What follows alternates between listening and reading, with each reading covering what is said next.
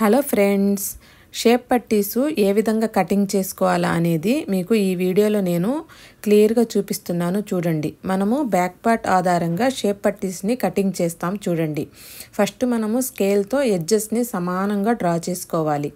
తర్వాత మనం బ్యాక్ పార్ట్ని కట్ చేసాం కదా, ఆ బ్యాక్ పార్ట్ తీసుకొని ఈ విధంగా మనం మార్క్ చేసుకోవాలి. చూడండి, ఈ చివరి నుంచి ఇక్కడికి పెట్టి మనం ఒక మార్క్ అయితే చేసుకోవాలి.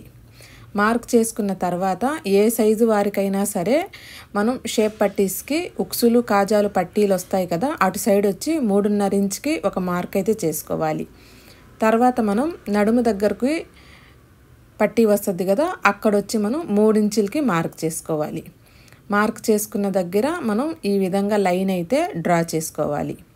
లైన్ డ్రా చేసుకున్న తర్వాత మనం పెద్ద సైజు బ్లౌజ్ అయితే 4 ఇంచులు, మీడియం సైజు బ్లౌజ్ అయితే 3.5 ఇంచులు, ఇంకా చిన్న సైజు బ్లౌజ్ అయితే 3 ఇంచులు మనం మార్క్ చేసుకోవాలి. ఇది పెద్ద సైజు బ్లౌజ్ కాబట్టి నేను 4 ఇంచులకి మార్క్ చేస్తున్నాను. ఈ విధంగా ఇక్కడికి మార్క్ చేసుకున్న తర్వాత మనం ఈ విధంగా 2 ఇంచులకి ఆ మార్క్ చేసుకున్న కాడి నుంచి పైకి 2 ఇంచులకి మార్క్ అనేది చేసుకోవాలి.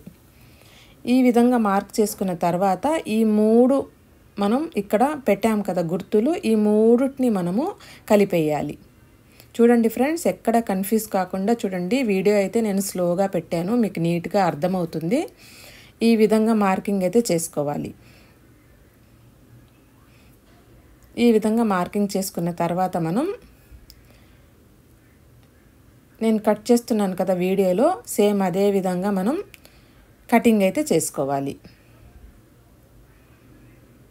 ఈ ఎడ్జెస్ని సమానంగా ఉండేటట్టు కింద మనం ఈ విధంగా కట్ చేసుకొని తర్వాత మనం పైన అయితే నేను మార్క్ చేశాను కదా, ఈ మార్కింగ్ పైనే మనం కటింగ్ అనేది చేసుకోవాలి. నేను చెప్పిన కొలతలతో మీరు షేప్ పట్టీస్ కానీ కట్ చేస్తే ఏ సైజు బ్లౌజ్ వారికైనా సరే, ఇది సైజు వారికైనా సరే ఇవే కొలతలండి. మీకు ఈ కొలతలకి మీకు కరెక్ట్గా సెట్ అయిపోతుంది. మీరు కొత్త వారైతే కొత్తగా టైలరింగ్ నేర్చుకుంటా ఉంటే ఒక 1/2 ఇంచు ఎక్స్ట్రా పెట్టి చివరిన నేను 1/2 ఇంచ్ ఎక్స్ట్రా పెట్టాను చూడండి, అలా 1/2 ఇంచ్ అన్న 1 ఇంచ్ అన్న ఎక్స్ట్రా పెట్టి కట్ చేసుకోండి.